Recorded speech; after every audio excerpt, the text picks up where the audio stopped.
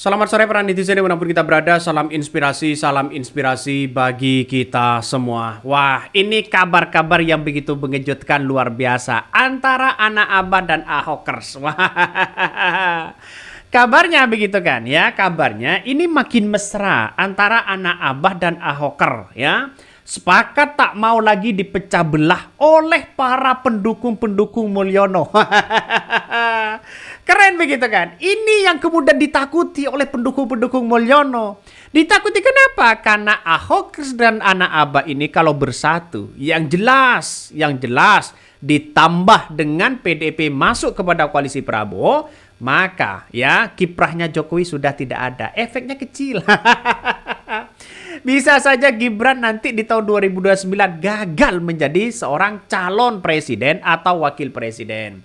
Karena nampaknya dengan anak-anak Abah ini menunjukkan bahwa ada kesepakatan besar untuk selalu menjunjung tinggi begitu kan demokrasi kita. Tidak mau lagi dipecah belah.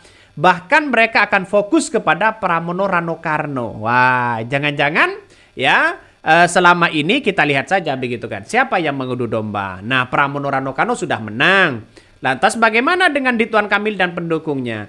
Ya pulang kampung deh. Ridwan Kamil ya pulang kampung, pendukung-pendukungnya tetap merangkul bersama-sama ya.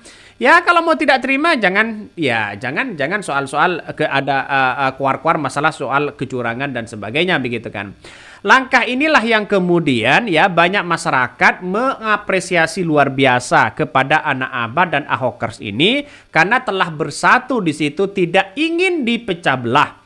Kalau ini bersatu Ahoker dan anak Abah, bukan tidak mungkin di tahun 2029 akan menjadi satu kekuatan di situ untuk mengusung salah satu calon ya. Baik itu dari kader PDIP, dari kader Nasdem, silahkan. Yang penting adalah tidak bersama dengan Mulyono. Atau keluarga Mulyono. Nah, inilah yang kita lihat begitu kan ya. Jadi saya sudah mewanti-wanti sejak awal. Kalau anak Abah ini begitu kan ya dengan Ahoker ini bersatu di situ begitu kan, maka ini akan menjadi solid siapapun calonnya, siapapun lawannya nanti. Karena hitung-hitungan sekarang ini di tahun 2029. Bahkan Pramono Rano Karno langgeng di situ begitu kan ya. Berbeda dengan Anies Baswedan dulu karena memang ya waktu itu kan pendukung-pendukung Mulyono sangat kuat sekali begitu kan. Bahkan PDIP tertipu.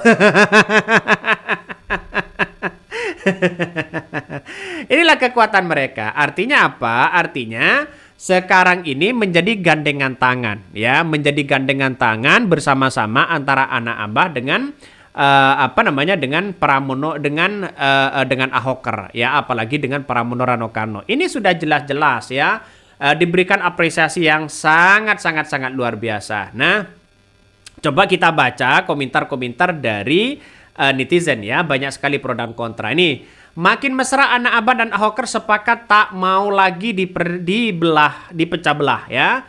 Semoga kekompakan antara anak bangsa terus mengakar sampai anak cucu dan jangan mau dipecah belah lagi oleh oknum oligarki. Persatuan dan kesatuan bangsa harus di atas segalanya. Jenius, cerdas, adik-adik, satukan kekuatan satu tujuan melawan oligarki yang bersama dengan rakyat. Betul begitu kan? Maka sekarang ini para pendukung-pendukung Mulyono di situ begitu kan sudah mulai ketar-ketir. Ya, yang dibawa-bawa adalah Prabowo. Yang dibawa-bawa adalah pendukung Prabowo. Ayolah bantu ini, bantu itu. Seolah-olah Prabowo dihianati, dia dizalimi, seolah Prabowo dikritik. Padahal anak Abah dan Ahoker dan PDIP sekalipun begitu kan tidak ada masalah dengan Prabowo, dengan Partai Gerindra tidak ada masalah, Bos. Jadi dari pendukung Prabowo yang sejati begitu kan ya tidak termakan dengan kayak begituan. Makanya sekarang ini Mulyono nampaknya sudah mulai mencari sensasi sana sini begitu kan ya, para pendukung-pendukung mereka, para pemuja-pemuja mereka. Tapi pada kenyataannya adalah nanti ya bisa ditinggal sendirian. Coba kita baca lagi ini ya, mantap ya. Sebelah nggak suka ini Om. nggak ada masalah kalau sebelah nggak suka, nggak ada masalah begitu kan ya. Jadi sudah mereka yang sebelah sudah tidak punya kekuatan apa-apa kok begitu kan ya. Ya kalau tidak nebeng kepada Prabowo mana mungkin mereka punya kekuatan. jadi inilah yang terjadi karena politik itu seni sebenarnya ya. Tidak ada fanatik-fanatikan dalam dunia politik karena politik kita ya mengajarkan menghargai sesama. Ya kalau waktunya bertarung ya silakan bertarung begitu kan. Tapi kalau soal demi bangsa dan negara ayo bersama-sama patuhilah pemimpin kita terutama Presiden Prabowo. Nah itu sebenarnya. Makanya saya kira anak-anak Abah ini tetap bersama menjadi anak Abah ya. Tapi bisa saja begitu kan ya bersatu dengan Ahoker ini. Nah walaupun kita lihat saja ya sekarang ini bahwa Ahoker dan anak Abah ini menjadi anak Abah plus. Anak Abah plus ini menjadi kekuatan luar biasa. Sehingga dari beberapa kecamatan yang ada di Pilkada DKI Jakarta memenangkan kontestasi itu. Jokowi ya mengendos Ridwan Kamil hanya menang 2 kecamatan, bukan 2 putaran. Lucu kan begitu kan ya, ngotot 2 putaran suaranya masih 39%. Ini logikanya kan jauh begitu. Tidak ingin kalah, ya inginnya menang terus. Gak usah tinggal di sini dong. Tinggal sana di negara Kim Jong Un di situ begitu kan. Lama-lama langsung das. Jadi inilah demokrasi. Ayolah kalau kalah kalah, kalau menang menang. Ya coba kita baca ya beritanya ini. Anak Abah, maaf, ini bentar. Ini ya, ini beritanya, ini menarik sekali. Anak Abah dan Ahoker sepakat tak mau dipecah belah ya, bagus di situ. Bahkan Nova, salah satu relawan yang tergabung dalam Anak Abah Plus ini meluruskan ya soal narasi perpecahan antara Anak Abah dan Ahoker ketika sama-sama mendukung ya pasangan calon nomor urut 3 Pramono Ranokano. Menurut dia, 2 relawan dari kubu Anies Baswedan dan Pak Basuki Cahayapurnama alias Ahok telah bersepakat tak mau diadu domba. Terlebih Ahoker dan Anak Abah sudah bersatu mendukung Pramono Ranokano, bahkan mereka berada di barisan satu posko kemenangan yang sama. Ngeri kan?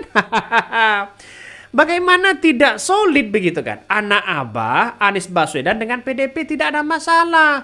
Pramono dengan Anies Baswedan tidak ada masalah begitu kan? Anak Abah dan Ahoker tidak ada masalah. Karena tujuan kita adalah demokrasi demi bangsa dan negara. Walaupun di 2017 ya PDIP mengkritik habis-habisan Anies Baswedan, kan ini kan bagian dari demokrasi kita begitu. Jadi kalau mau dikritik ya silakan kritik begitu. Nah, nampaknya sekarang kubu sebelah ini masih ngotot 2 putaran, nggak tahu begitu kan ya.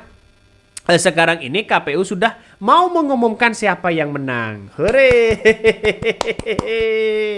Siap-siap nanti begitu kan ya menanggung malu. Siap-siap seorang Mulyono menanggung malu dan para pemuja-pemuja di situ. Ya mau bagaimana lagi begitu kan? Karena itulah politik begitu kan ya. Tidak selamanya seseorang itu menjadi kuat. Dalam artian setiap masa ada orangnya dan setiap orang ada masanya. Mungkin dulu di 10 tahun terakhir begitu mungkin seorang Jokowi ada orangnya, ada masanya. Dan sekarang di detik-detik akhir Jokowi tidak punya jabatan apa-apa, sudah waktunya begitu masanya orang lain. Mungkin seperti itu. Nah, ya ini politik begitu kan. Kalau masalah soal demokrasi kita, ayolah. Kalau kalah-kalah, kalau menang-menang. Artinya kita berangkul bersama-sama. Kalau hanya ada kritikan sana sini wajar dalam dunia politik. Karena politik itu seni. Jangan kemudian ya menjadi fanatik terhadap sesama. Mungkin di tahun 2029 PDIP dengan Prabowo akan bersatu. Meninggalkan Gibran dan Jokowi. Misalnya begitu kan. Dan ini yang benar-benar ditakuti oleh mereka. Mungkin itu yang kami sampaikan ya. Tonton terus channel Hodari Podcast Rakyat ini. Jangan lupa di subscribe.